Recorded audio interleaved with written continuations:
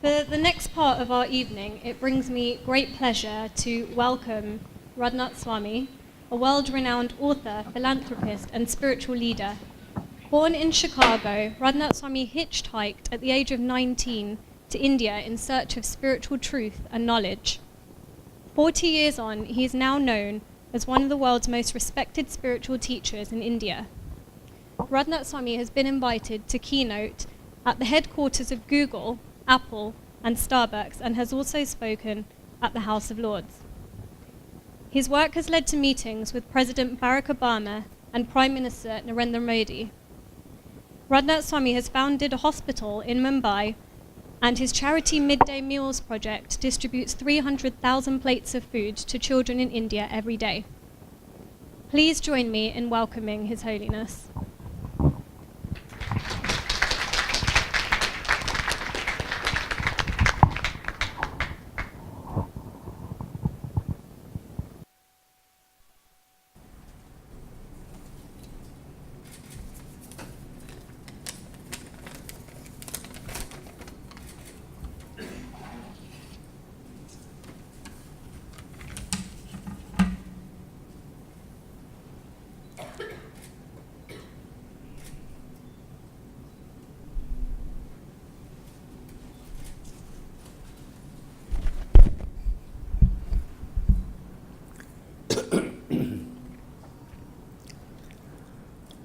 Om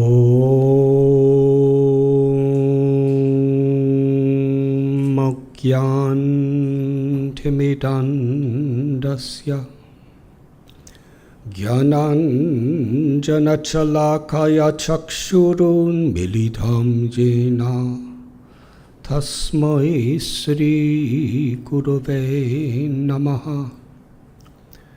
Nama Om Vishnu Padaya Krishna Prestaya Bhutale Srimate Bhaktivedanta Swami Niti Namine. Namaste Saraswati Deve Gauravani Pracharine Nirvishesha Shunyavadi Paschatya Deshatarine. Sri Krishna Chaitanya Prabhu Nityananda Sri Advaita Gadadhara Shivasati Gaur Bhakta Vrinda. Hare Krishna Krishna Krishna Hare Hare Hare Rama Rama Rama Hare Hare.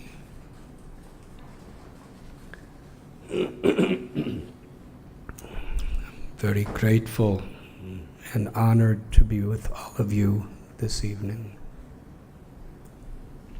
Thank you for being here. And thank you for Ernst & Young, EY, for hosting this auspicious event. The subject of tonight is life without borders. Oftentimes this refers to using our imagination, thinking out of the box, seeing the invisible, trying to do the impossible, overcoming obstacles, even when we're not really given much encouragement anywhere.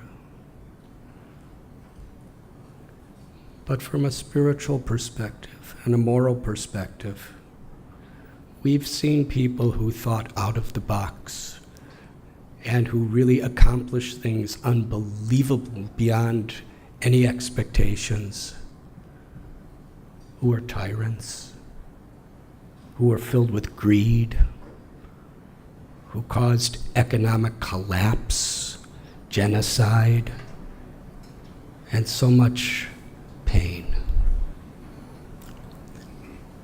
So when we're thinking about life beyond borders, it is very important.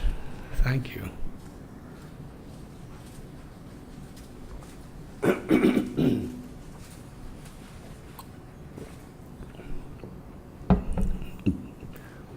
that along with external determination, enthusiasm, there's internal transformation. Otherwise, our accomplishments will never bring us any true fulfillment and will not help us to be instruments of positive change in the world. After all, many of the worst calamities of the world today are being created by people with very high education, a lot of wealth, and incredible imagination.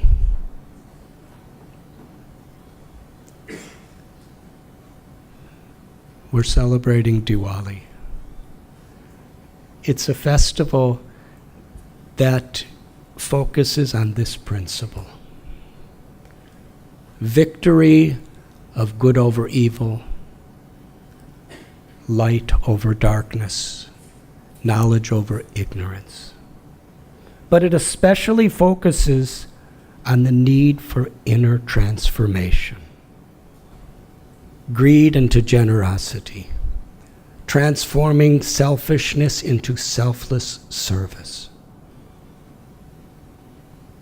Arrogance into humility, hate into love. Interestingly, Diwali takes place on Amavasya, which is the darkest night of the month. Some people call it the no moon, some people call it the new moon, because there's just no moon that night. Now, people living in the cities don't much know the difference. But if you're actually living in a place where there's not all these lights around, and you don't have a flashlight, it makes all the difference in the world whether there's a moon or not. When I was younger, I used to have to climb up and down a mountain at night. It was a 3-mile walk. And on full moons, everything could be seen. And on the Amavasya, it was absolutely pitch dark. In darkness, you don't know if there's snakes in front of you, if there's ditches in front of you. You're blind. Your eyes have no function in darkness. And naturally in darkness there's fear. Amavasya is the darkest night. And it's also considered in the Indian traditions to be the most inauspicious or unlucky night. But Diwali is a day, it's the night of light and auspiciousness, where people light candles or lamps on their rooftops, in their doorsteps, on the roads, on the banks of rivers. It's the lightest night of the year without a moon. It's transformation. Light is life. The sun is the source of light. We cannot live for a moment without the light and the heat of the sun. And in many ways, understanding this principle, we can conceive that whatever particular status of society or race or sex or social condition, we all depend on nature equally. Whether one is a billionaire or a little Swami like me who hasn't had a bank account since 1969. We're all depending on the same sun. whether we're from Pakistan or India, whether we're from Palestine or Israel, whether we're from America or Russia, we all depend totally on the same sun, the light and heat. Whoever we are totally helpless without that higher power of light. Diwali is recognizing that. Recognizing a higher power that personally and collectively we are all dependent on. And being grateful to that higher power. And to actually be grateful to that higher power means to respect the quality of life everywhere, wherever it is manifesting. Diwali is a very special time. Much like Christmas or Hanukkah, it's a time of lights. It's a time of giving gifts. It's a time of feeling charitable. It's a time of sharing. Because that's the very basis of what light and goodness is. It's a time of the year when we really focus on bringing light into our own minds, our own hearts, and being an instrument of that light in whatever we do. The history of Diwali has many lessons as well. In Ramayana, it is explained after Ram and Sita and Lakshman were in exile for 14 years.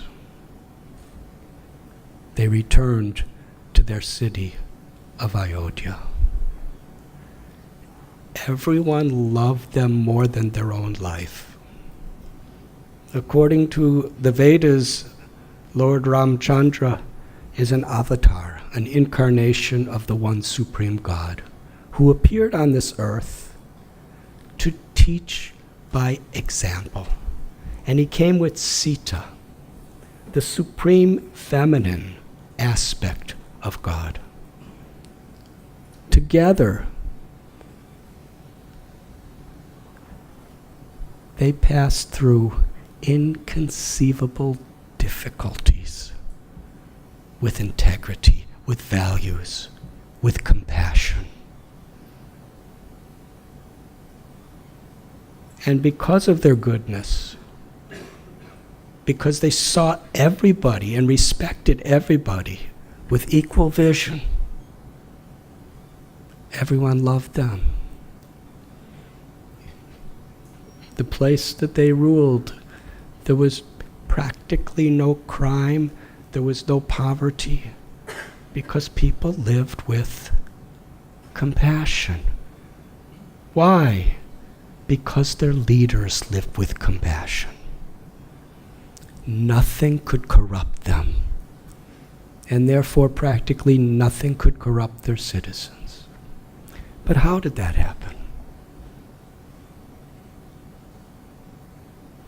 When they were very young, just married, Ram, by very unfair, envious, fearful manipulation, he was exiled to the forest for 14 years. He didn't have to go. He could have fought and won. But because the honor of his father was at stake, he chose to go. Because he was grateful to his father. To be grateful to someone, to honor someone, is not just according to what makes us happy. It's something that has to have deep substance. And that substance may be tested. to see if it's actually genuine.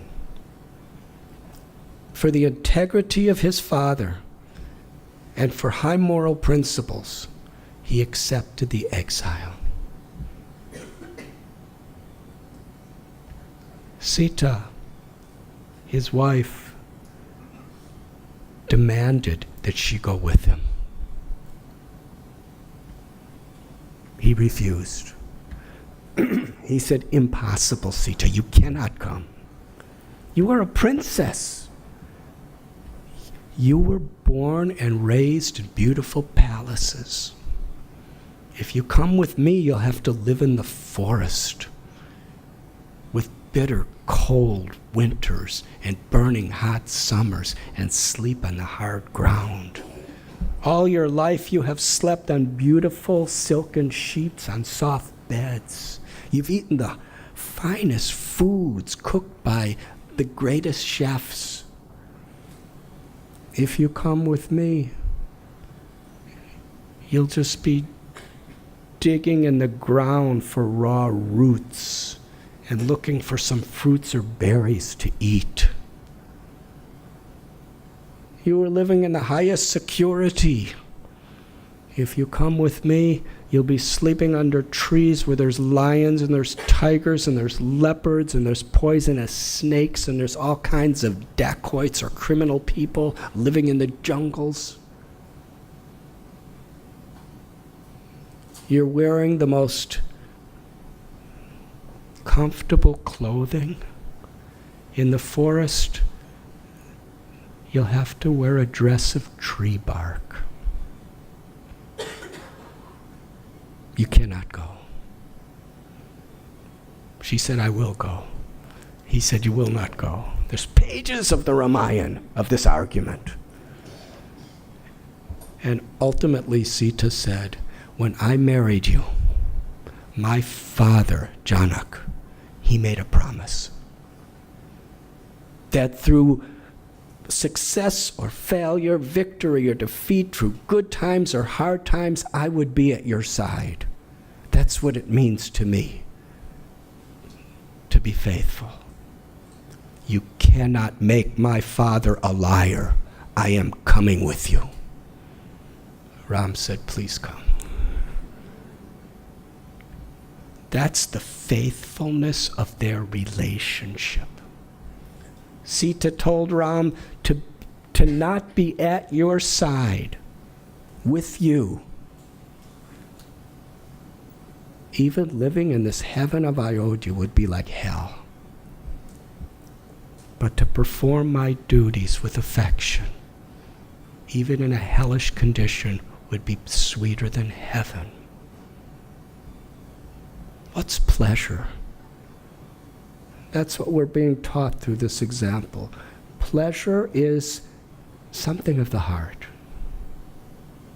Things can give some degree of satisfaction to the mind and senses, but nothing, no thing can give any gratification to the heart. Only to love and be loved can give satisfaction to the heart. Unfortunately, we are so distracted to things that we compromise the integrity and values that make our life meaningful. In my 65 years of living in this world, I have never, ever seen anyone who was loved because of their money, because of their position, because of their title in a corporation or in politics, because of their skills. Nobody loves you for that. People may respect, people may enjoy according to what they get out of it. And most of the time, people are envious. But when we're compassionate, when we have values, when we have learned how to love others, people love us. What's really valuable in life? To love and be loved, or just to accumulate? The evolution of humanity is going from the obsessive need to get things to the joy of giving with love, with compassion, with values. Ram and Sita left for the forest, wearing tree bark, sleeping on the ground, eating roots, and they were so happy. Ram and Sita were talking to each other in Chitrakoot that these are the happiest days of our lives. It's so simple and so meaningful. And they had such beautiful relationship with different sadhus and sages and yogis and people of the forest. Meanwhile, Bharat, the brother of Ram, the whole exile was staged just so Bharat could be the king instead of Ram. And everything went well. Bharat wasn't there at the time. He knew nothing about it. But when he came back, he was so upset, he rejected the kingdom. He told those who staged this conspiracy that I am going to the forest. I will stay there for the 14 years in place of Ram, and I will bring Ram back. And he went to the forest with all the royalty and all the sages, and they had all the paraphernalia to coronate Ram as the king. And they met him in the forest. And when Bharat saw Ram living like a hermit, he wept. The two of them embraced. The place where they embraced is still there in Chitrakoot Hill. Bharat begged him to return. But Ram, he refused. He said, Bharat, I wish you all good fortune. I'm very happy you're going to be the king. From my heart, I'm very happy. But I must stay here for the purpose of dharma, for the purpose of morality and values. If I compromise, then what am I teaching the world? We cannot compromise on our values. That is integrity. That is greatness. When will our society respect and honor people for their integrity rather than what they have or what they look like? That is human evolution. There are practically chapters of arguments between Bharat and Ram. Ram wants to stay in the forest and Bharat be king, and Bharat wants to stay in the forest and Ram be king. Where do we see this kind of competition? Definitely not in politics. They both concerned so much for each other. And ultimately, Bharat had to go back. But you know what he did for 14 years? He ruled the kingdom with just the same integrity and values as Ram did, and everybody loved him. But he stayed in a little straw hut just outside the kingdom in a place called Nandigram. And he wore tree bark, and his hair got matted, and he only ate roots because he didn't want to rule the kingdom with anything more than Ram was having. That was their respect for each other.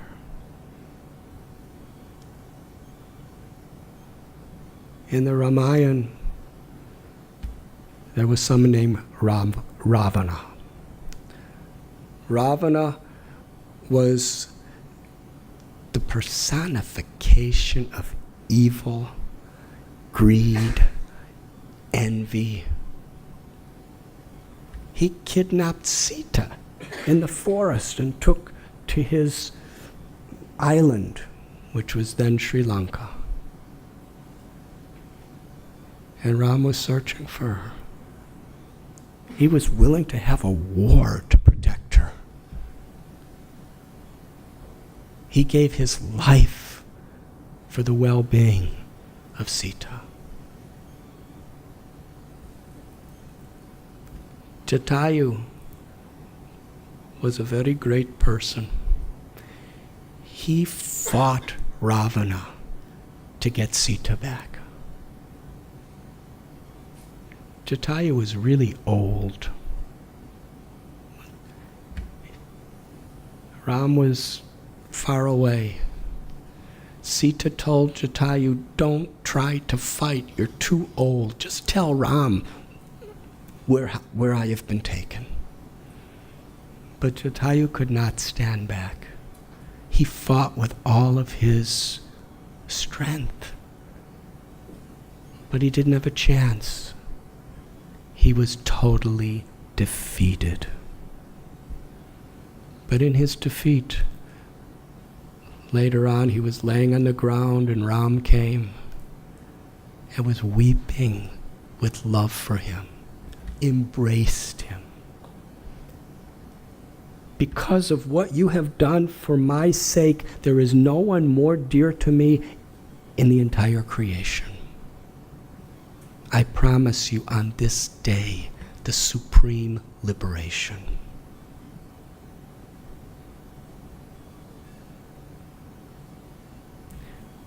Ravana won the battle, but later on he was destroyed and he lost everything.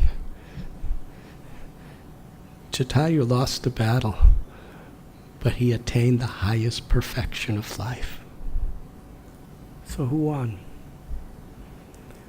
And then there's the story of Hanuman.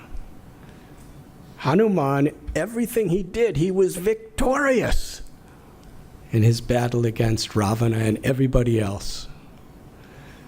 But actually, Jatayu and Hanuman got the exact same benefits, the same blessings. They were both equally victorious, although on the physical level, one won and one lost. What is this teaching giving to the world? The Bhagavad Gita tells, Krishna speaks, we should not be attached to success or failure, honor or dishonor, victory or defeat, pleasure or pain. These dualities are coming and going no matter what we do. We should try to perform our duty the best we possibly can, whether we're in finance or business or agriculture or education or religion.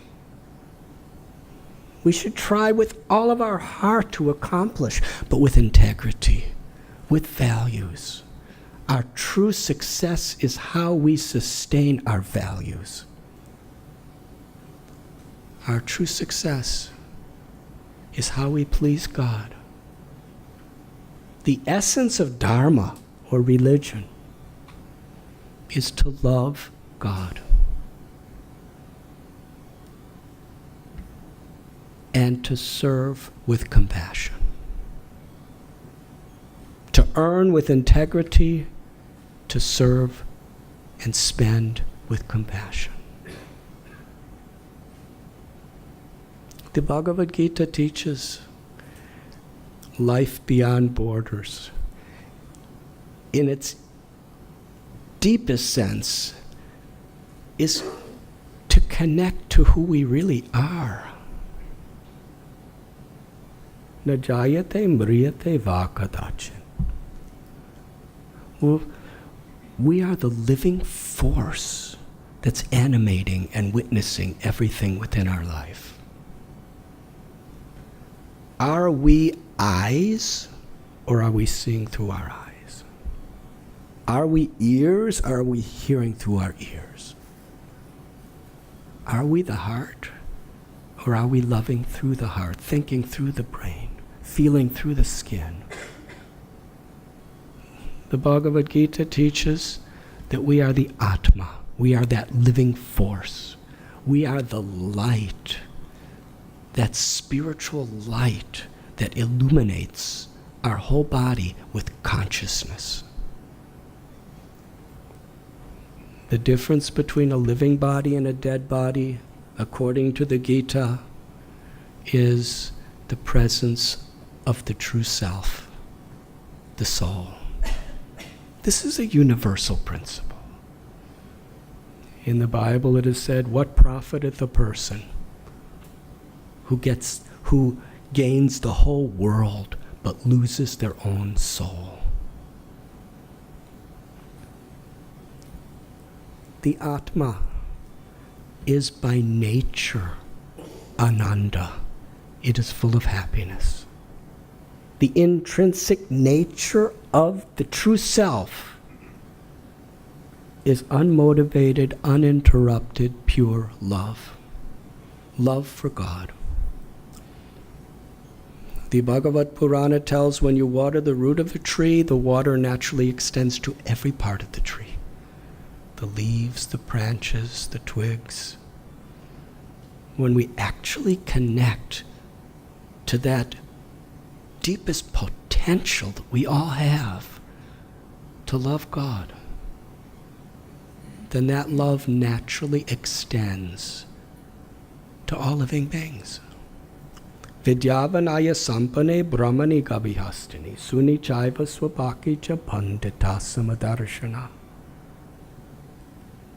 When I first heard this verse from the Bhagavad Gita, this was 45 years ago, I thought, this is what I'm really looking for. Because I was a teenager in the 1960s, and I really wanted to see change. I was disgusted with racism and prejudice and greed and hypocrisy. And then I heard this verse. Yes, this is what I want in my life more than anything. Would you like to hear the translation? Krishna tells in Gita the nature of one who is in touch with their soul. The nature of someone who is actually connected to God. It's not a matter of calling oneself a Hindu or a Jew or a Christian or a Muslim or a Jain or a Sikh or a Buddhist or a Zoroastrian or whatever else. Actual dharma, actual religion is when we see every living being with equal vision. When we understand our own soul as being a part of God, we can recognize that same living force, the nature of the soul in everyone. And the Gita tells one sees with equal vision whether one's a high priest or a sinful person. Whether one is a black or white or red or yellow or brown or male or female or rich or poor or from one religion or no religion. Whether one is a human or an elephant or a cow or a dog or a cat. I know people who love their dogs or cats as their family members. I grew up with a dog.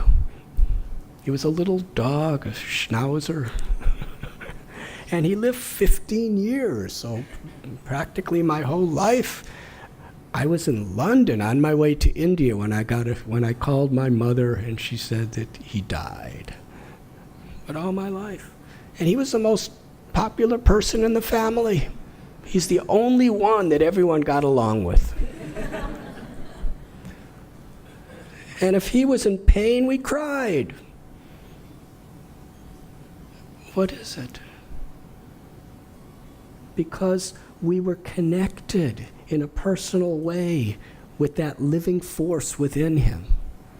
We could feel for him. When that spiritual love awakens in our heart, we will feel compassion for all beings. We may have to take justice for those who are exploiting others, but it's with compassion. It's not with hate. You see, it's impossible for darkness to exist in the presence of light. It's impossible for hate to exist in the presence of love.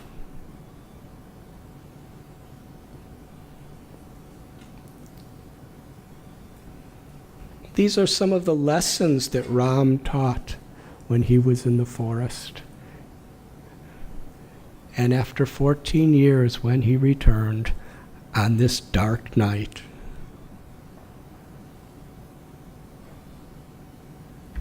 all the hundreds and thousands of citizens of Ayodhya, they were waiting all that time. They loved him. Every moment was like years in separation from him. And he came back at night. And every man, woman, child of all various vocations, they all had a little lamp of fire to welcome Ram back. The whole city was illuminated. That illumination didn't come from the sun or the moon. The illumination came from everyone connected for the same purpose. Hundreds and thousands of little lamps. Each lamp is very small, but when they're all together, it lights up the sky even more than the sun.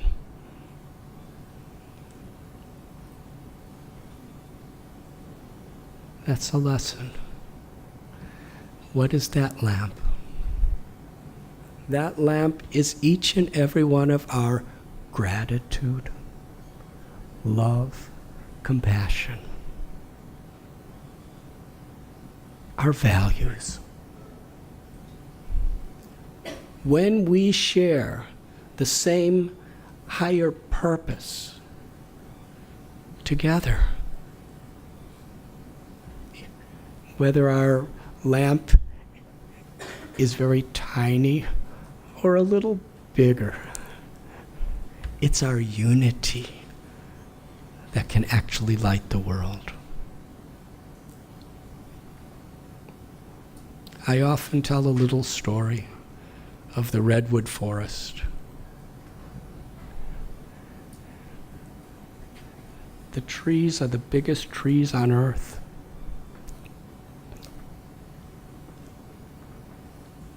And they are, some of them, 1,000, 2,000 years old. But in the place that they grow, there's been dozens of earthquakes over the millenniums, massive storms. They grow on hills with very loose soil. How do they survive these blizzards, these windstorms, these earthquakes? Because underground, the nature of the redwood tree is the roots grow outward, just underground, reaching for the roots of another. And when they touch each other, they wrap around and make a permanent embrace. Every tree is directly or indirectly holding up every other tree. Unity is their strength. Even in the greatest reversals, they all grow higher and higher and bigger toward the sky. When we share that inner light with each other, when we make that decision for that inner transformation ourselves and share it among ourselves, we could really enlighten society.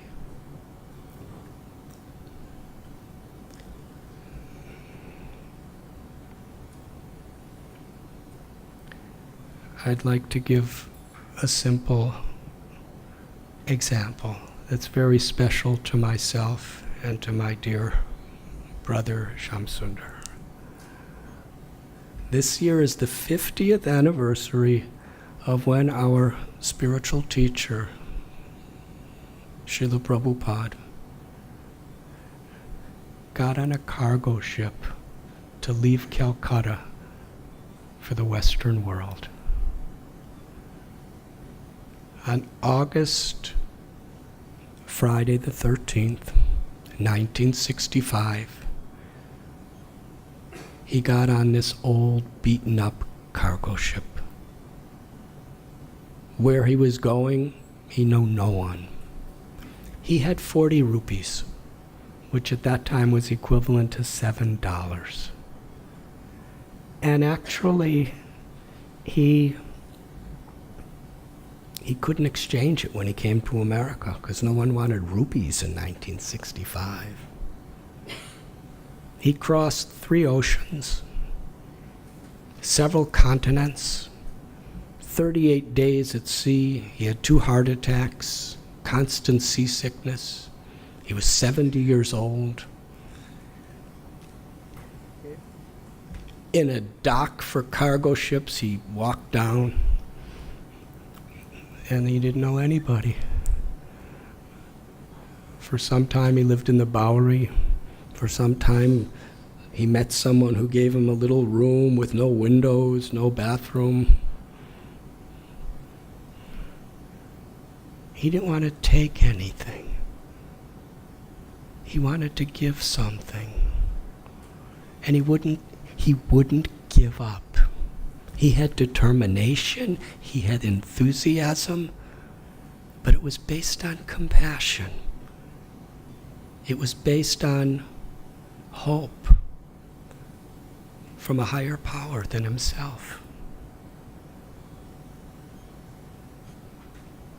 And today, from that humble beginning, there's about 600 temples besides Antarctica on every continent of the world. Hundreds of millions of his books have been distributed. When he was in the Bowery, he was trying to translate Bhagavad Gita. And he practically finished it. And then someone broke in his room and stole his little hand typewriter and the manuscript. Now he's 71 years old. Most people would say, it's gone. It was years of work. He just said, well, I guess I just have to start over again. And he did. And hundreds of millions of those Bhagavad Gitas have been given out.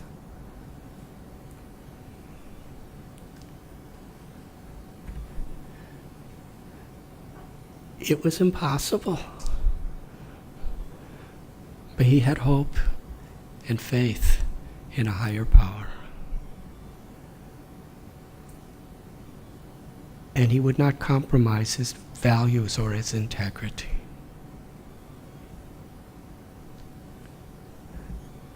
These types of examples have Shamsundar, he was so inspired. In 1969, this gentleman who's sitting in the front row, Shamsundar, he saw Prabhupada's incredible enthusiasm, determination, and nothing's impossible. At that time, in 1969, who do you think the most popular people in the world were? They were called the Beatles. And they lived in London. And they were probably the most difficult people to meet in the world. They didn't even do any public performances for years. So Shyam Sundar wrote to Srila Prabhupada and said, I'd like to go to London and try to reach the Beatles. And Prabhupada said, that's a good idea. He had no money. To get in England in those days was not easy. I know in 1970, just a year later when I came here, I was harassed and threatened for about 5 hours at the border when I came on a boat from Holland. They were threatening to cut my hair, they were threatening to put me in prison, they were threatening to export me, and they assured me I wouldn't get in the country. And I was just sitting there, really scared. And I prayed, what else can you do? And then they just stamped my passport and pushed me out and said, if we're watching you. And that's how I got in. Now, I'm very happy I'm speaking at Ernst & Young.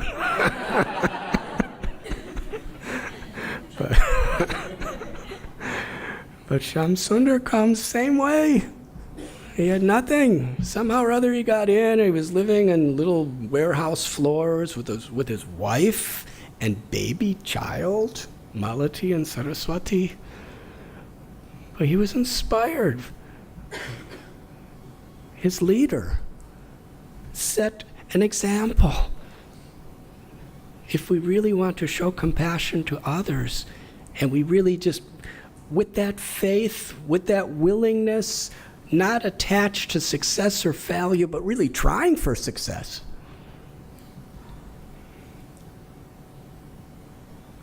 Krishna, the name that we use for God, is explained Bhavagrahi Janardana. God doesn't see what we do as much as why we do it. What is our love? What is our compassion? What is our values? Within a month, Shyam Sundar and the people he came with, just 5 others, they were living in the house of John Lennon. And George Harrison was so inspired by their singing, he said, let's make a record. Hare Krishna mantra. It was the #1 song in Europe. And then they were on television all over Europe, Top of the Pops and all these different shows. People were coming for autographs wherever they went. Because they were touched by a person's compassion. They weren't doing it for themselves. What is leadership? What is the message we want to give to our children and to the world? A message that for our own selfish purposes, we can pollute, we can exploit, we can lie, we can cheat, we can betray. If that's what we do, that's the standard we set for all those who look up to us.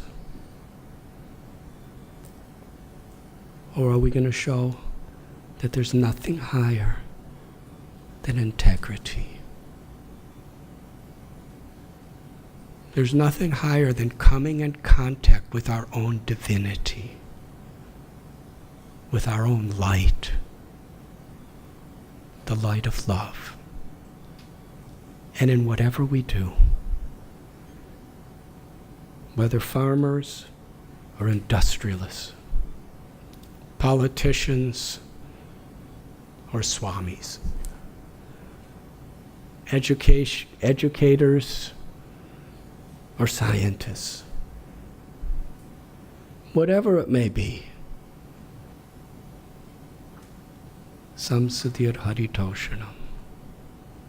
If we do it as an expression of the joy that we have found within our own heart, the joy of love, the joy of compassion, then we give light to the world. And in that way, Shyam Sundar's testimony of his life, nothing's really impossible. We can overcome apparent impossible situations for very greedy, selfish, arrogant purposes, or with love and compassion. That is Diwali, to help us to really focus on sharing the light and joy of our hearts. There's a saying, if you lose your wealth, you lose nothing. If you lose your health, you lose something. If you lose your values and character, you lose everything.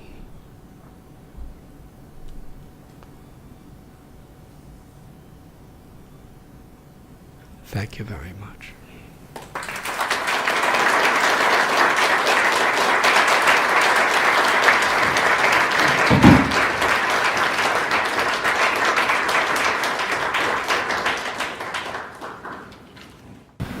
Thank you very much, Radhanath Swami.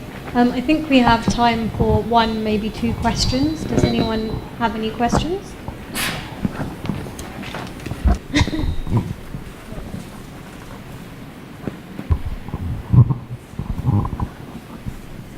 Hare Krishna. I have a question which is about, you mentioned love for God. So is it right to say that, would it be right to say that God is separate from us, or that God is us, so God and I are the same? Both. In our Bhagavad philosophy, in the Gita tells Mamaivam so jivaloke jiva bhuta sanatana, that we are all part of God. We are all children of God. The example is given of the sun. There's the sun planet and there are sun rays. Achintya Beda Beda Tattva, unity in diversity, simultaneous oneness and variegatedness. If a sun ray comes into this room, we will say it's the sun. But is it the sun? It is, but it isn't. It's a part of the sun. The sun ray is always coming from the sun. The sun never comes from the sun ray. There are limitless sun rays, but there's one sun. Janmadya Shayataha. And all sun rays are emanating from the same sun. So similarly, we are like that sun ray. We have the same qualities as Bhagavan or God. Satchit Ananda. We are eternal, we are full of knowledge, and we are full of bliss. But God is the supreme source of everything, and we are always subordinate to that supreme source. On the path of bhakti, which we follow, we do not want to become God. We want to love God. We want to be grateful to God. Because beyond God's almighty, powerful, creative nature is infinite sweetness, infinite beauty, infinite love. To love God and to feel God's unlimited love is the nature of the soul. But somehow or other, like a dream, we've forgotten our true nature in our relationship, and we're thinking, I'm man, I'm woman, I'm black, white, red, yellow, I'm so many other things, I'm one religion, other religion, and we're fighting over so many differences. The Gita tells, Bhoktaram jagatapasam sarvalokamaheshwaram, that if we want to actually find peace, we understand everything is the property of the Supreme. Nothing is ours. Proprietorship means control.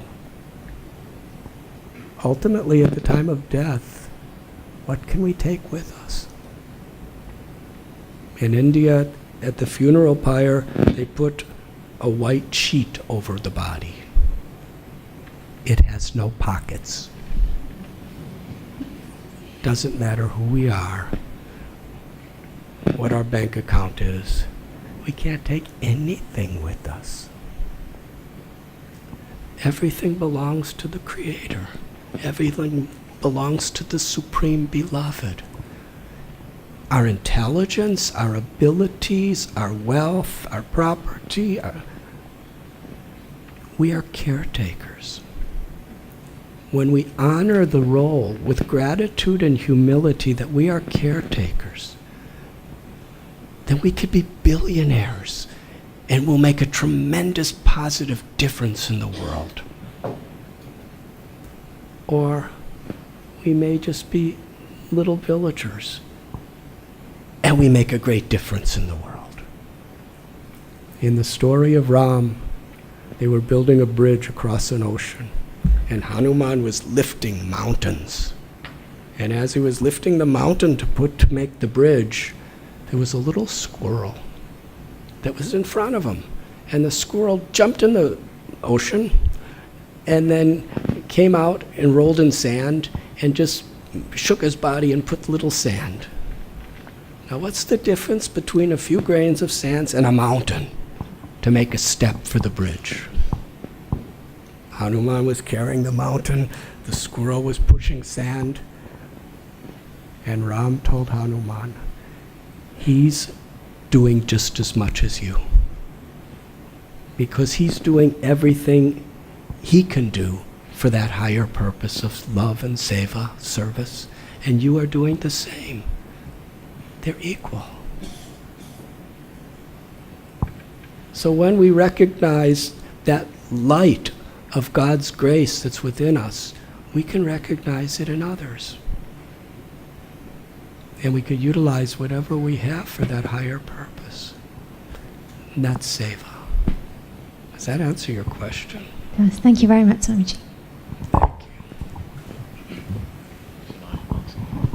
Thank you very much, Radhanath Swami. We could all please show our thanks with a round of applause.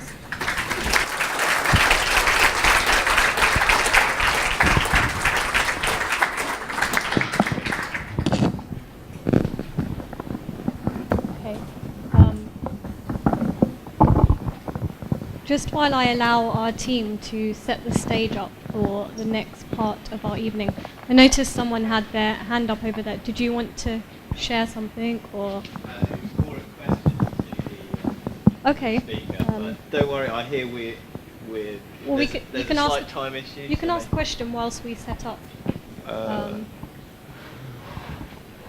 Yeah, will he have time to respond?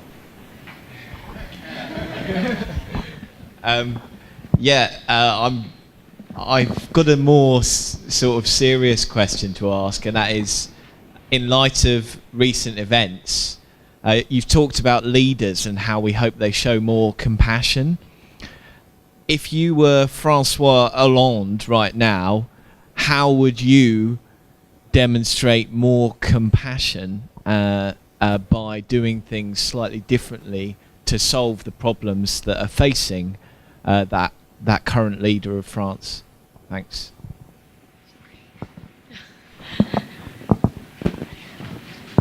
That's a really easy question.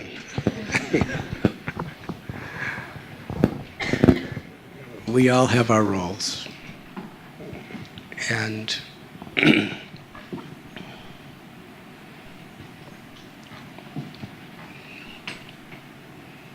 The history of the world is often that we try to solve a problem, but if we don't do it with the right wisdom and values of seeing the larger picture, sometimes the solution to a problem creates a much bigger problem than the original problem. Yes? And perhaps that's what's happening today. We solve one problem, it creates another problem that's worse than the original problem. We try to solve that problem, it creates another problem. So, we have to really have some wisdom and some sensitivity and some values.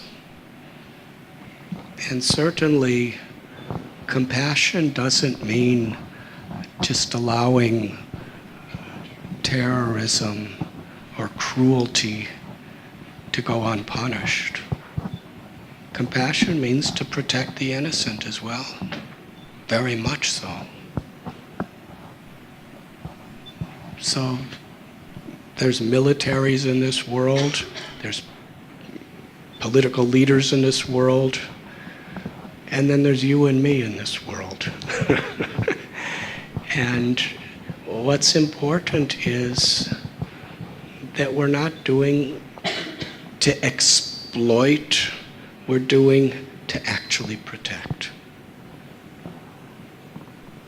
And when leaders sincerely and genuinely are coming together with an actual detached from our own selfish political interests, and we're actually doing it with genuine concern, compassion, and good understanding, moral and spiritual, then we could work together to make some real solutions in all these different situations.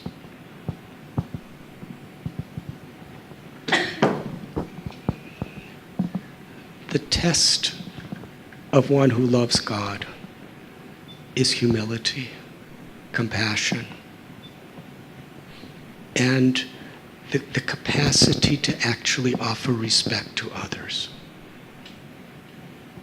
In Sanskrit, there's a beautiful verse, Paradugaduki, that one who actually is connected to God,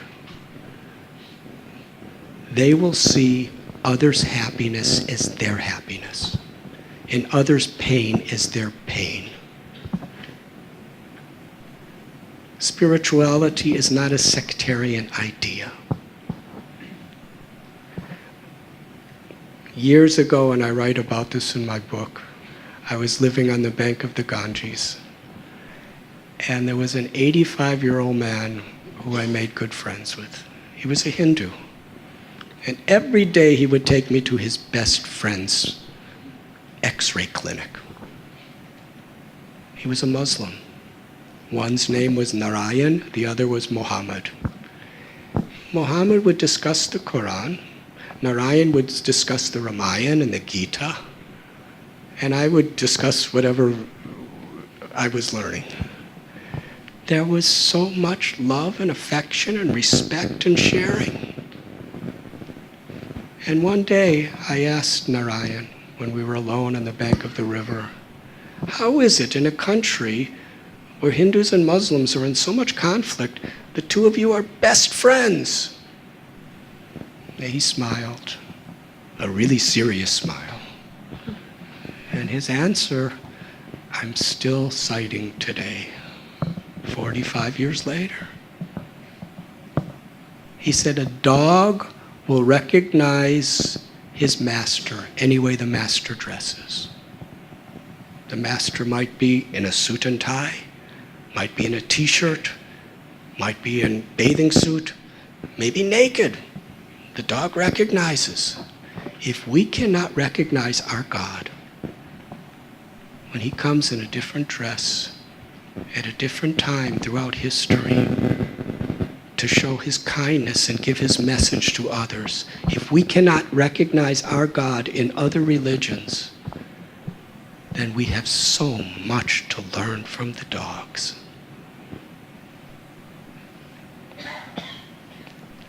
It's important that we clean the ecology of our own hearts so that we could really, our decisions, in whatever particular role we may be in, that our decisions together are actually, paving the way for light, not just more darkness.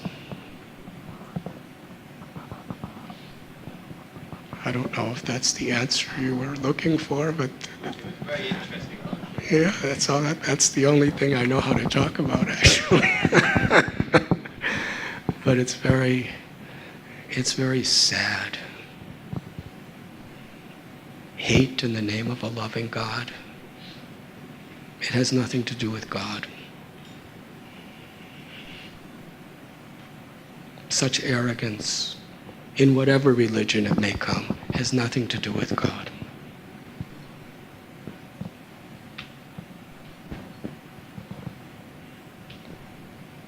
And to protect the innocent and to stop, we need a good plan. A good plan that's actually going to resolve this difficulty and in the end make a world a better place. Which is something that we're not so good at doing these days in this world. But a revolution of consciousness is required.